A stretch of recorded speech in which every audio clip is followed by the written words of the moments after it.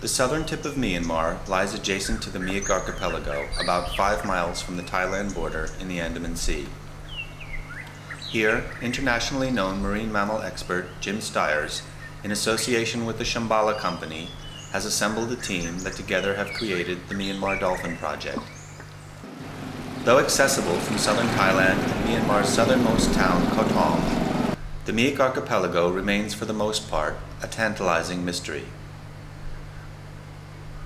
One of the world's last great marine wildernesses, its over 800 islands stretch from 10 degrees north of the equator up to the historic port town of Myak, formerly called Mergui, from which the archipelago takes its name.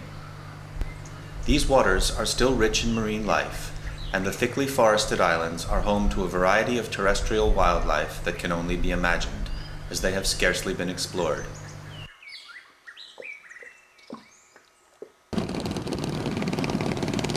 Communities of Moken, also known as sea gypsies, hardly touched by civilization, still live the same nomadic lifestyles they have for hundreds of years.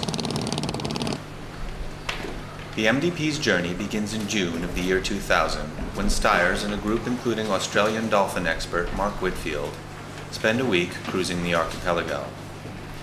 Their goal, to gather information about the dolphin population. Marine mammal specialist and veterinarian Dr. Mike Jones and photographer and Southeast Asian expert Barry Broman have come from the United States to be part of the survey team.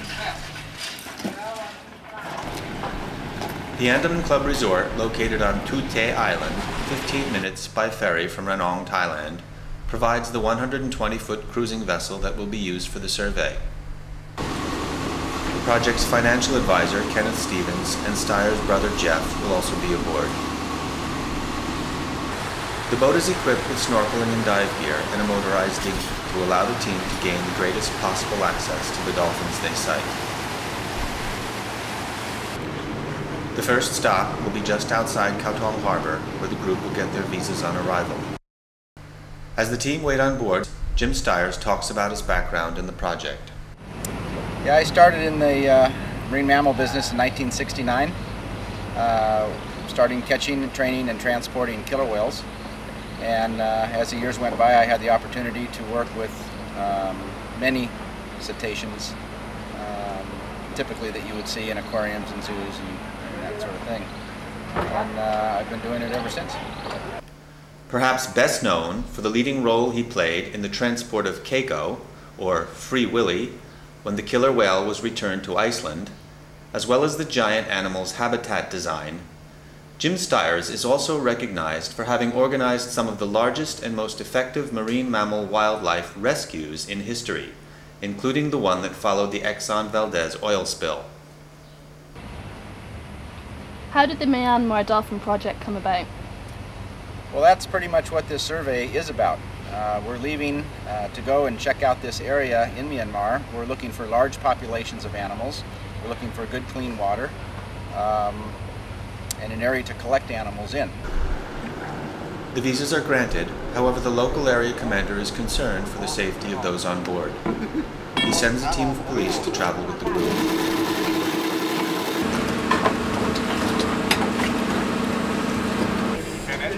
During the course of the 8 days at sea, police will take turns remaining posted on deck day and night.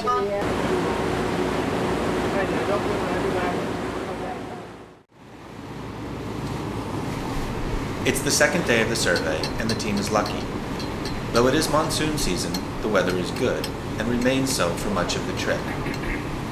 The team now begins standing vigil, constantly scanning the surrounding waters for the sign of a dorsal fin that indicates the presence of dolphins.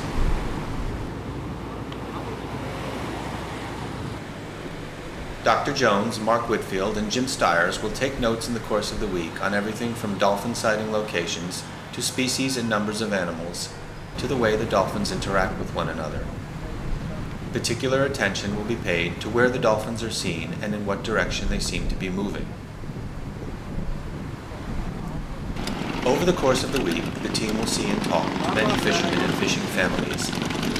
None of these encounters, however, will be as dramatic as the first one, which takes place in the afternoon of the second day.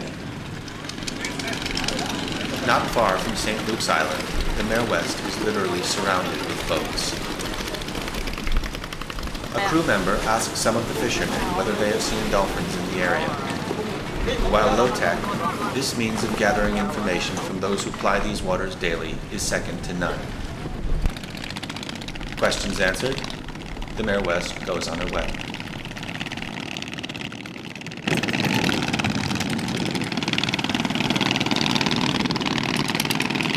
The meeting with the fishermen encourages the team. As they head north, they stop at the first island village they pass to ask about dolphin sightings. The news is good. 4 or 5 were just seen in the area, just offshore.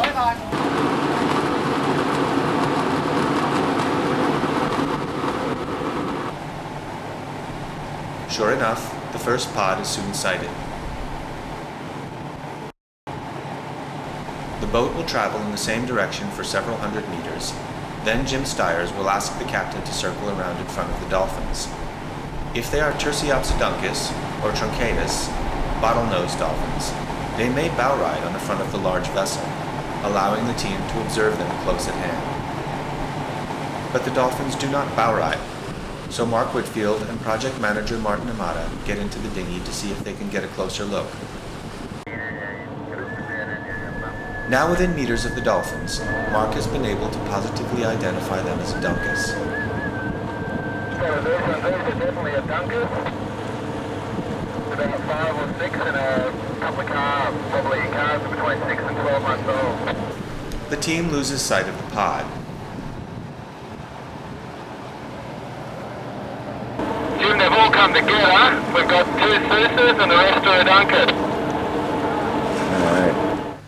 When they do resurface, they've been joined by another group of Susa or Indo-humpback dolphins.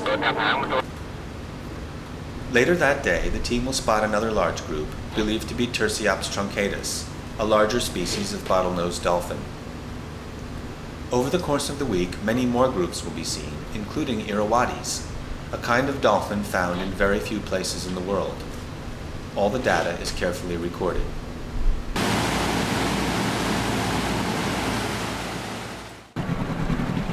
Aware that sea gypsies and other indigenous groups have been living undisturbed in the area for hundreds of years, the team's curiosity is rewarded when they encounter a large island community.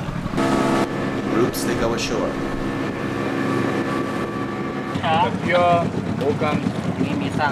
Boat here? Yeah. Though it is not the first group of outsiders the village has seen, the arrival of the dinghy is an event.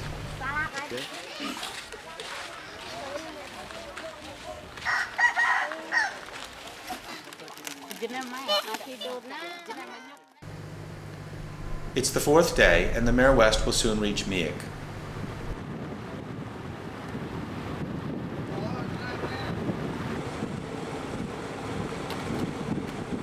The team is now enjoying almost hypnotically beautiful and serene cruising in these waters.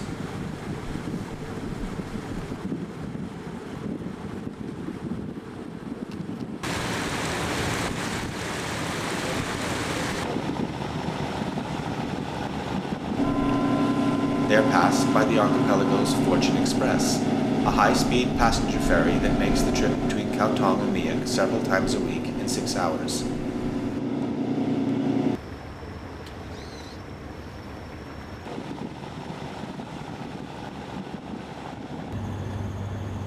As the Mare West enters the shallow waters south of Miak, the first Irrawaddy dolphins are sighted. This species does not remain at the surface for as long as bottlenose and Susa dolphins, and so it is hard to get a good look at them. But their flat faces are unmistakable.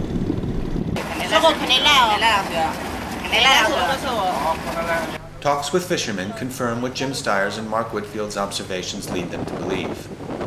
These mangrove-filled lagoon-like waters are home to large populations of Irrawaddies.